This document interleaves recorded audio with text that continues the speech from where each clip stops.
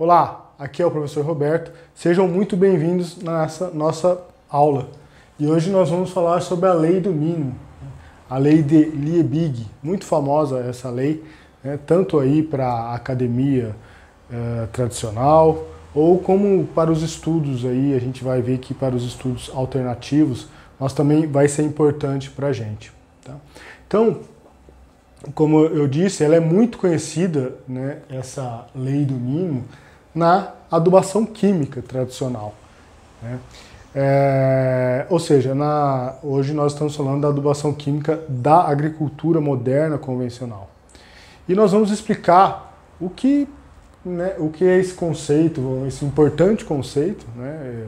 E vamos também dar uma diferença entre a parte química, né? Hoje nós vamos falar aspectos químicos, né? Então a lei do mínimo aí dentro do aspecto químico, mas nós vamos então aí ir além, né? A proposta aqui dessa aula é ir além do aspecto químico, vamos um pouco para o aspecto físico, né? Então você vai ver que existe uma faceta física, então para quem aí é químico, para quem é tradicional, vai achar, vai falar, mas o que tem a ver com esses aspectos físicos com aspectos químicos, né? Então, como eu disse, nós vamos além, nós vamos relacionar esses princípios também, né, esse princípio da lei do mínimo, né, com princípios da agroecologia. Né? O que será que tem a ver aí a agroecologia com isso? E vamos ainda além, né? Nós vamos relacionar, também podemos aí extrapolar, né, com a parte do comportamento humano. Então, o que será que também tem a ver com o comportamento humano, essa lei do Liebig? Então, Liebig. Quem foi Liebig? Né? Justin van Liebig, um alemão, pesquisador, né, um químico, né? Foi ele aí que trouxe essa lei do mínimo que nós vamos explicar, e ele é considerado aí o pai da química agrícola. Então, ele é fundamental estudar aí essa parte química que ele trouxe para a agricultura. Mas é claro que a gente vai ver que ele trouxe um pensamento aí cartesiano, né? E aí, mas nós vamos utilizar essa ciência natural e vamos trazer aí para essa nossa ciência que vai além da natural. Então, na verdade, Liebig, inicialmente ele pegou as ideias de um outro pesquisador, o Karl Sprengel, que ele já afirmava algumas coisas de ideias da lei do mínimo, né? Mas foi ele que aí evoluiu, né, com essas ideias, e aí ele publicou em 1840, publicou A Química Orgânica e a sua aplicação na agricultura e fisiologia. Né? Então nessa publicação, com o título A Química Orgânica e a sua aplicação na agricultura e fisiologia, ele aí que apresenta então a lei do mínimo. Né? Então, para entender a lei do mínimo, é claro que nós precisamos pegar aí um barril. Né? A gente trouxe, ele mesmo propõe, ele traz o barril de Liebig. Né? Então, nós podemos entender esse princípio que ele traz por essa forma desse barril. Tá? Então, aqui eu desenho um barril, né? Procure imaginar aqui, né, esse barril, e procure imaginar que esse barril, né, que é o clássico barril de Liebig, que ele tem aqui, né, algumas ripas, imagine que aqui são ripas, né, e que essas ripas, algumas estão aqui cortadas, né, não chegam até o final do barril. Então a gente pode imaginar, por exemplo, que cada ripa dessa seja então aí um nutriente importante. Então a gente pode começar a colocar aqui, por exemplo, aqui uma dessas ripas a gente pode considerar que seja o nitrogênio. Essa ripa aqui a gente pode considerar que seja o fósforo. A gente pode colocar aqui o potássio aqui, né? A gente pode colocar aqui o cálcio, né?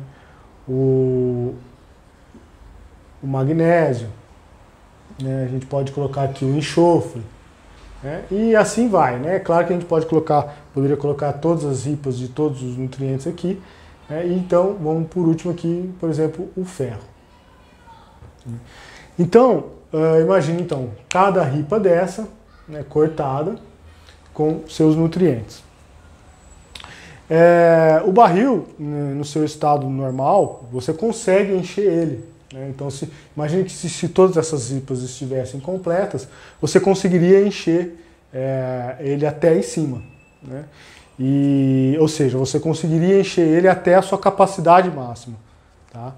Mas se nós cortássemos, então, essa é a ideia principal, se você cortou as ripas, até onde você não consegue mais, então, encher até o final, né? E aqui a gente vai considerar, então, como a produção enchido, o barril enchido, como um potencial máximo de produção de uma planta. Então, o que significa aqui? Se você tem aqui o limite do potássio, né, a ripa está cortada aqui, não adianta você tentar encher até o fim, né, que seria máximo aqui no nitrogênio, né, porque o que vai limitar o nível do barril aqui vai ser o potássio. Tá? Então você nunca vai conseguir encher ele, por quê? Porque o potássio aqui é que está limitando. Então nós nunca conseguiríamos aqui ter o máximo de produção por causa que o potássio está limitando. Então o que é a ideia, né? As plantas elas se nutrem, né, de acordo com o pensamento, aí estamos falando da química, né, de acordo com o pensamento de Liebig, de acordo com a química tradicional, as plantas se nutrem dos minerais existentes no solo. Ou seja, se o elemento mínimo for o potássio, a produção não será maior, como eu disse. Mesmo as quantidades dos demais nutrientes forem aumentadas, como eu disse, não adianta você aumentar o cálcio, não adianta você aumentar o magnésio, que você não vai conseguir aumentar a produção. E aí que quando a gente fala de produção, a gente fala da capacidade produtiva, né? Então o crescimento das plantas, aí a definição, né, dele é que ele diz: o crescimento das plantas não é determinado pelo total de recursos à disposição, tá? Mas limitado por aquele que estiver menos disponível. Vamos repetir.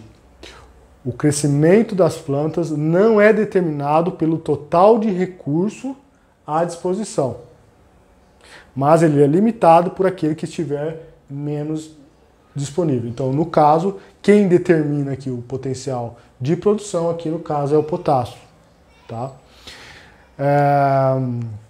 Então, somente após a aplicação de potássio, né, é que será, aqui no caso, a resposta dos demais nutrientes, né? Então, você só vai conseguir aumentar a resposta desses nutrientes se você aumentar o potássio.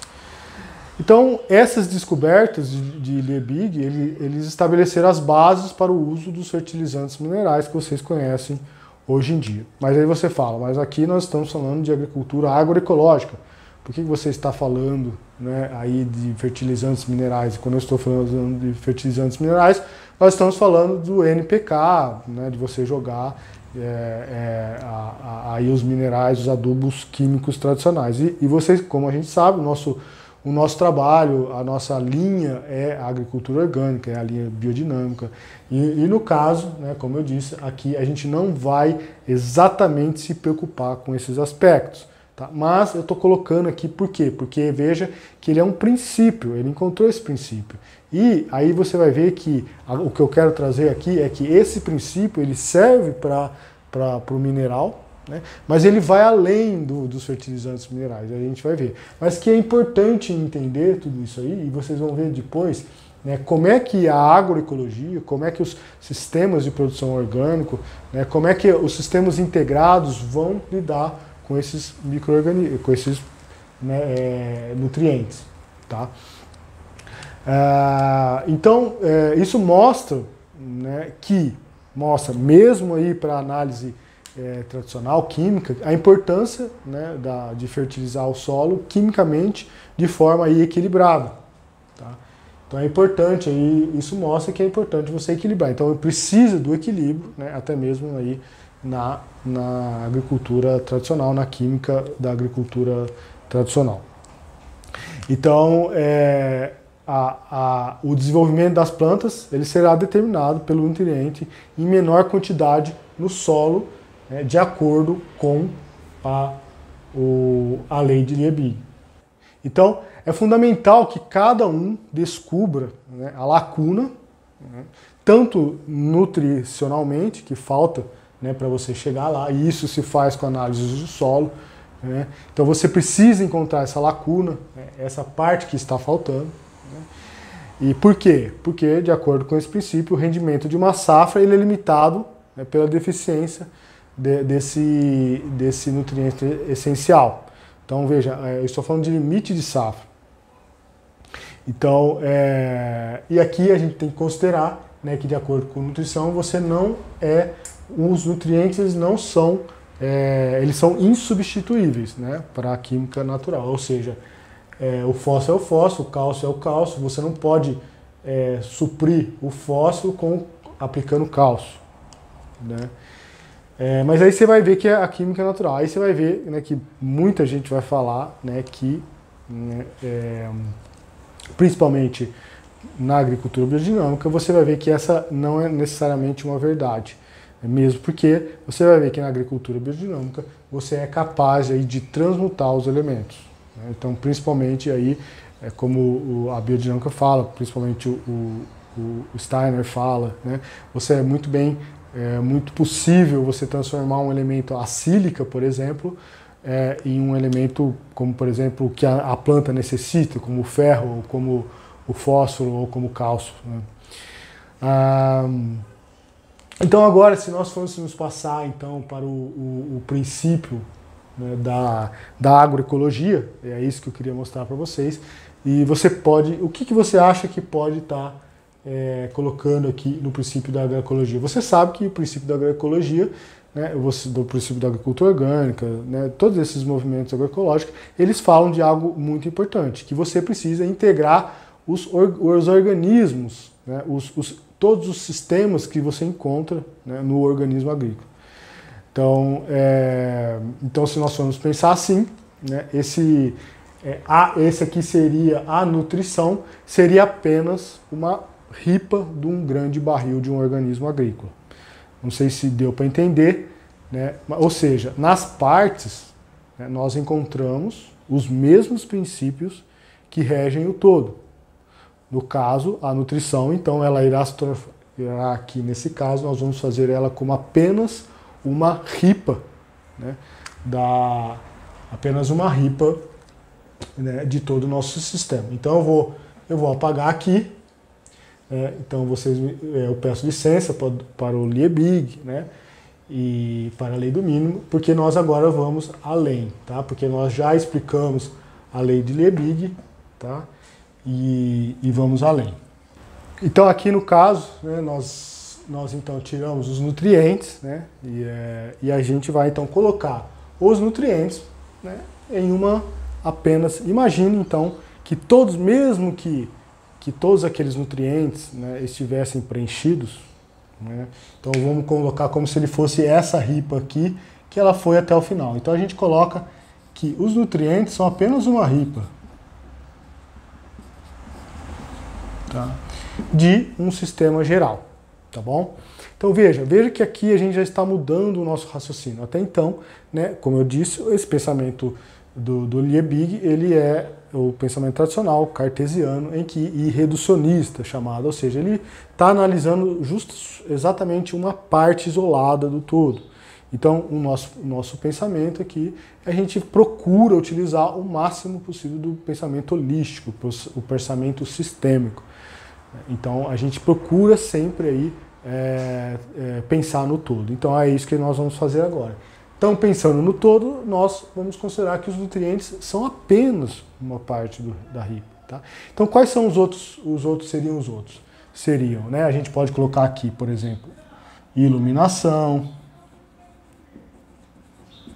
Tá? Nós podemos colocar aqui água. Tudo bem? O que mais? Nós podemos colocar aqui os micro-organismos do solo. Nós podemos colocar, por exemplo, as pragas, né? doenças, né? E assim vai. E a gente pode colocar aí um outro aspecto, né, que de repente a gente pode colocar,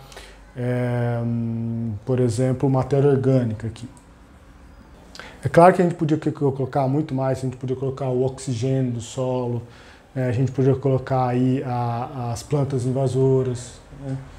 Mas aí você vai ver que é claro que aqui as pragas e as doenças são consequências, mas elas vão afetar, então é claro que a gente poderia tirar as doenças e as pragas, por quê? Porque elas são consequências de um sistema que não está preenchido. Mas a gente pode colocar aqui também como um fator que está aí, aqui, então aí determinando, né? Um fator que está determinando o nível de produção.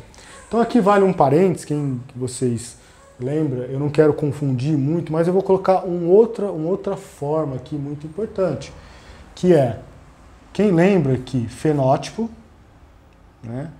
O fenótipo, vou escrever fenótipo, né, é igual a genótipo mais o meio, ou seja, o meio ambiente em que ele está inserido, tá? Ou seja, o que é o fenótipo? O fenótipo, ele é o potencial de produção.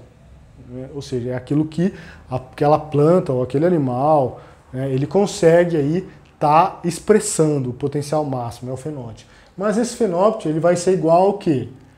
Né, a somatória do seu potencial genético, né, com o seu potencial do meio ambiente. Ou seja, não adianta ser só o genótipo, mas tem que ter o meio ambiente estando atuando para dar a sua potencial máximo. E quando a gente está falando em ambiente, né, nós estamos falando de todas essas ripas. Aqui a gente poderia então colocar também na ripa o limite ou a ripa do genótipo, do genótipo, né, da genética da planta, né? E aqui existe até uma proporção, posso até adiantar para vocês, a gente pode falar mais isso em outras aulas. A gente pode falar aqui, ó, que aqui é 25%, né, e aqui é 75%. Ou seja, do fenótipo, do potencial máximo de produção, 75% é o meio em que vai influenciar, e apenas 25% é o genótipo. Então a gente às vezes, né, fica com esse negócio do transgênico, né, a coisa do híbrido, né, fica procurando a parte genótica, trabalhando com a parte genótica, e veja que 75% de todas essas influências é o meio. E o meio é isso que a gente está colocando. Então veja, aqui é o barril, já não é o barril de Liebig, tá? Então é um barril que é mais voltado aí para o nosso sistema agroecológico. Tá? Então, lembrando, né, que o barril de Liebig, né, ele é químico, estreitamente químico, puramente químico, tá? Não tem nada a ver com isso aqui. Mas veja que nós colocamos, é como se aqui nessa ripa existisse em cada ripa aqui você pudesse colocar, né, subdivisões, né, que também aí seriam dentro da ripa, existisse aí a parte, né, as subdivisões da própria ripa que limita a ripa em si. Então, e aí, né, a gente pode ir passar até, né, eu vou até como eu falei, né, nós podemos ir até para a parte humana da coisa, né? Se você for ir além aqui, porque quem vai trabalhar com tudo isso, quem vai manejar com tudo isso é o ser humano. E aí a gente pode colocar isso para a nossa vida, né? Aqui é só um parênteses, se vocês me permitem, porque o que adianta, aí a gente pode até falar você, produtor, você, empreendedor, né? O que adianta você trabalhar, né? E, por exemplo, você coloca, né, um trabalho, por exemplo, vamos colocar aqui que uma ripa do seu trabalho seja o seu trabalho, e aí você se estressa para trabalhar, e uma das ripas sua aqui seja, por exemplo, a sua família, né? E aí não adianta você trabalhar se existe um déficit assim de você com a sua família, com os seus filhos, né? Aqui também você pode colocar a parte financeira sua, né? Então não adianta você trabalhar se você não cuida da sua parte financeira, não cuida da parte da família, não cuida, né, da parte dos seus filhos, né, a parte social. Então a gente pode estar elevando para esse lado humano também. Tá? Então que a gente procure, aqui a palavra, é claro que a gente está falando do equilíbrio, então procure tanto na agroecologia como no aspecto pessoal, né, faça com que todas essas ripas aqui, né, elas trabalhem, né, então trabalhe naquilo que está vazando em você. Né? Então não adianta excesso de e se você não está aí trabalhando naquilo que está vazando em você. Então, eu não sei se ficou claro, mas é isso. Se você tentar encher esse barril, pode colocar água ou pode colocar grãos aqui, né? Tem alguns desenhos que são grãos. Então vai sempre estar vazando, por mais que você queira. E aí, pessoal, a gente pode entrar no aspecto assim, aquilo que vaza, tanto faz vazar, vamos supor que você foi enchendo aqui, né? E vamos supor que pode ser água ou pode ser um grão, né? Então, vamos supor que aqui seja o líquido que está vazando, né? E esse líquido começa a acumular aqui. Tá? Então, além de você não conseguir encher aqui o barril, o que você vai fazer? Você vai fazer com que esse líquido ele transborde, ele vaze aqui, né? Ou o próprio grão, e esse grão já você não vai conseguir armazenar, se era o caso você queria armazenar água ou um grão que você quisesse. O que ele vai se tornar aqui? Né? Um problema para você. Se for água ou grão, você pode aí causar problemas aí de acúmulo de toxidez, que é o que a gente fala. Aí você vai ver que a gente pode até transcender um pouco mais o que é a parte que quando você excede em alguma coisa, exagera em alguma coisa, e aquela coisa ela não está contribuindo para o sistema de uma maneira geral, ela está se tornando tóxica. Então, ela é algo ruim para você. É isso que às vezes, quando a gente trabalha com a homeopatia, né, a homeopatia, o que ela trabalha? Ela vai procurar, né, com o semelhante, cura o semelhante, né? Então ela vai tentar limpar, né, a homeopatia ela limpa, ela tira essa toxidez, né? E então você precisa fazer a limpeza e às vezes para a transição do sistema convencional para o orgânico, você precisa então estar limpando isso daqui, que é tóxico, né? Algo que é tóxico, tá? E isso serve aí para tudo, né? Tudo que a gente está falando. Então, aí, né, para a gente finalizar e aí a gente colocar um elemento a mais, né? Então veja que nós estamos indo bem além, mas se vocês estiverem acompanhando meu raciocínio, eu vou continuar mais um pouquinho só. Porque aqui eu quis colocar, porque vai complementar e vai dar um entendimento melhor do que isso, né? Eu coloquei aqui então a lei que chama a lei dos incrementos decrescentes. Tá? Eu vou escrever aqui rapidinho. Então a lei, né, lei dos incrementos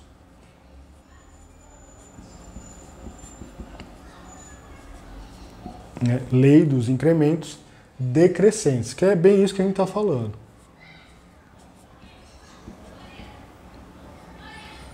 Tá? Então, o que isso quiser dizer? Que aquilo que você colocar mais, né, vai dar um efeito decrescente. Então, quem falou isso foi o estudo do professor alemão, ele chama Reinhard Alfred Mitscherlich, né, é um nome alemão, né, e ele possibilita, né, ele criou essa lei em 1909. Né?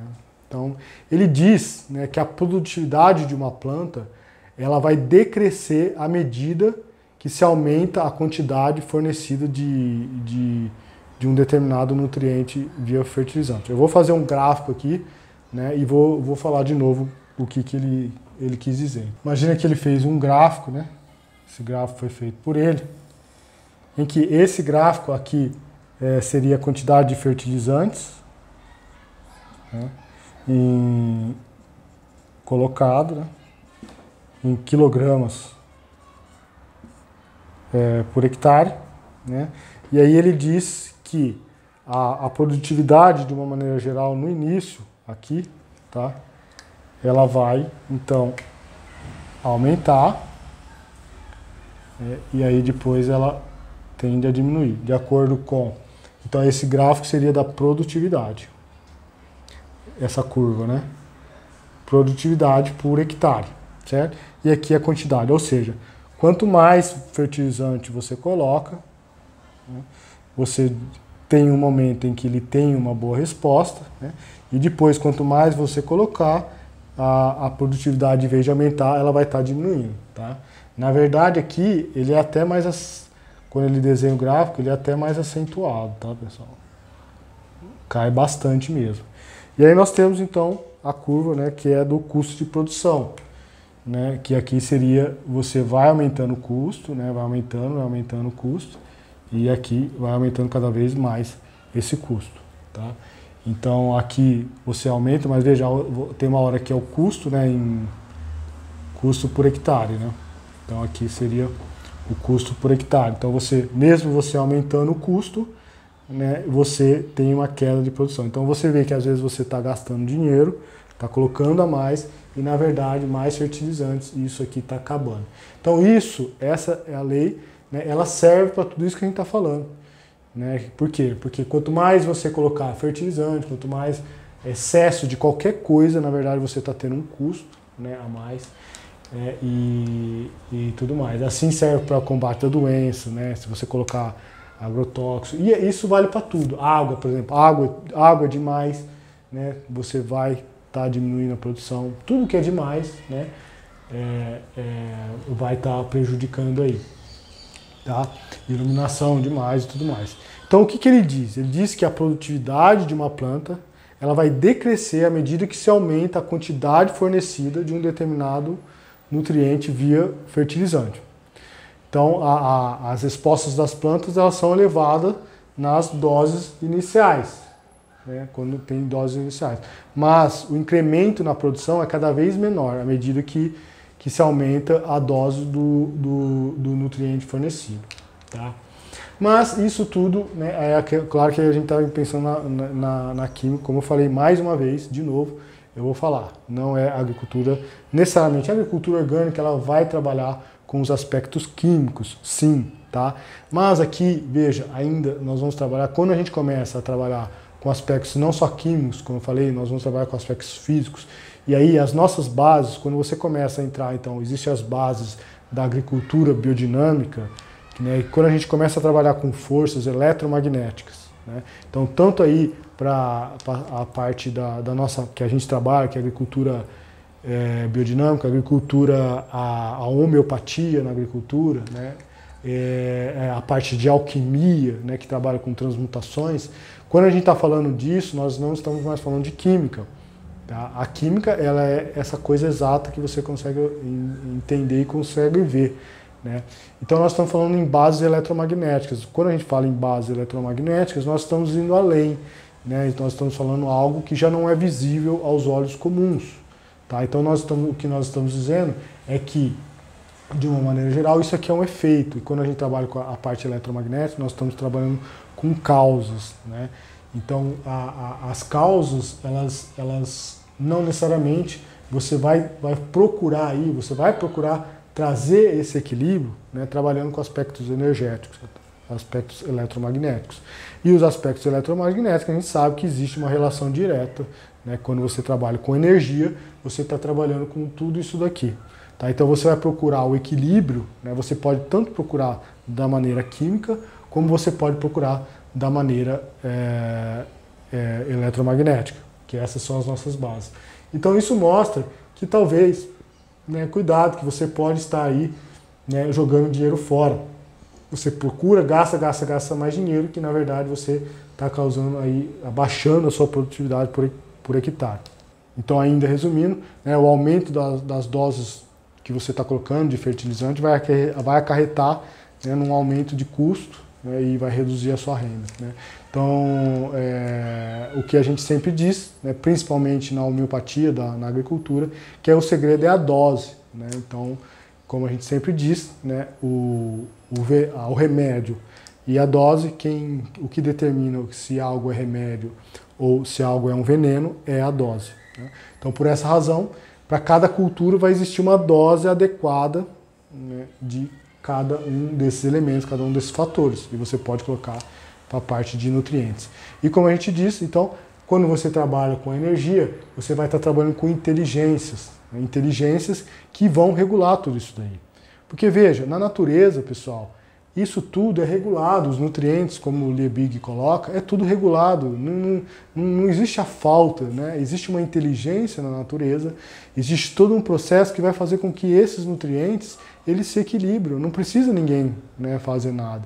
E aí o homem coloca, né, num sistema aí, como a gente diz, num sistema industrializado do agronegócio, né, em que você coloca ele como um processo industrial e de um laboratório fechado, artificial, né, e aí você tenta, né, fica aí, faz cálculos e medidas, e aí você aumenta um, estraga o outro e tudo. Então, por quê? Porque o ser humano, qual que é a comparação, né, da natureza, da inteligência da natureza, né, que existe uma evolução de milhares de anos, né, a natureza, para o ser humano que tá com a inteligência de hoje, que está no laboratório, né, que não é nada mais do que, assim, né, sem querer diminuir, mas eles são seres humanos, né, e estão aí, muito coisa, não sabe tudo. E aí é claro que vai errar nas doses.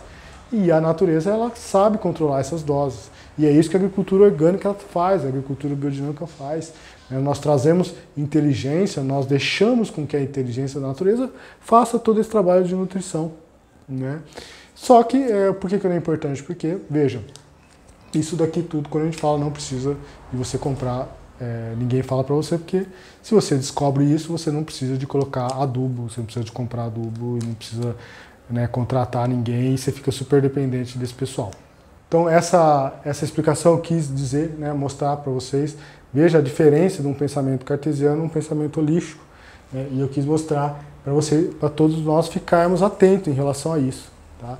Então, além desse excesso, veja, nós estamos trabalhando a questão do problema que é o excesso. E também, principalmente, quando a gente está falando em poluir o meio ambiente. Né? Então, quando você está gerando excesso, que são esses excessos, além de você estar criando uma intoxicação, pode ser para o ser humano, uma intoxicação do seu organismo agrícola, você pode estar causa, né, a intoxicação com o meio ambiente. Você está podendo, que é o que a gente vê, né, hoje em dia, tudo que é excesso. Né, existe aí a poluição do meio ambiente. E aí que vai causar, então, um efeito negativo. Né? Então, existem diversos efeitos, né, negativos. Então, para finalizar, né, o que acho que talvez a mensagem principal aí é que é importante, claro que a lei do mínimo, ele é um princípio, ele encontrou na parte, como eu disse, mas na parte existem os princípios do todo. Então, que é importante, que eu deixo recado, que você não olhe apenas o nutriente em si, né, a considerar somente o nutriente, mas que o nutriente, a questão nutricional, seja apenas mais um, aí, parte de todo esse sistema. Tá bom, pessoal? Então, é isso. Né? É claro que a gente pode aqui, então é importante aí o que a gente diz que é o potencial de produção. Né? Então a gente pode, né, alcançar esse potencial de produção, é claro aí, potencial, o fenótipo, o máximo, né? Sempre aí buscando o equilíbrio. Né? Lembra que a gente sempre fala que nós não procuramos a produção máxima, tá? Nós procuramos, então, eu vou até escrever aqui para terminar, é diferente, nós vamos colocar aqui, então, a produção, existe a produção máxima, né, que ela é diferente da produção ótima. Então, quando você procura a produção ótima, na maioria das vezes que é super, né, super, você procura a todo momento, né, o recorde de safra, né? Então, nós não procuramos essa produção máxima no sistema orgânico, biodinâmico, nós procuramos sim a produção ótima, tá? Porque a produção máxima, com certeza, você vai criar esses problemas, né? E então nós procuramos a produção ótima, porque a produção ótima a base, você vai trabalhar sempre com a base, tá? Então a base, né, que é principalmente o solo e tudo, alguns aspectos, e você vai crescendo essas bases, você vai investindo nas bases, em vez de investir investir em algo em excesso, né? Como por exemplo você querer aumentar isso daqui, você querer aumentar essa ripa, né? E de vez de você querer aumentar a base. Então nós sempre trabalhamos com a base, tá bom, pessoal? Então eu espero que isso abra, né, a cabeça. Eu acredito que muita gente conhece a lei do mínimo, né? E que a gente leve para tudo, como eu te falei. Leve para a química também, leve para a questão da agroecologia, leve isso para o lado pessoal, né? É isso que nós estamos dizendo. Então, para a parte você do trabalho, né, de todas as suas relações com a sua família, com os seus filhos, isso está tudo envolvido, porque é uma lei, tá? A lei do mínimo é uma lei que vai servir para todos os aspectos da nossa vida, tá bom? Quem usa muito, talvez aí quem conhece a parte de coach, os coaches usam muito, de uma maneira diferente, né?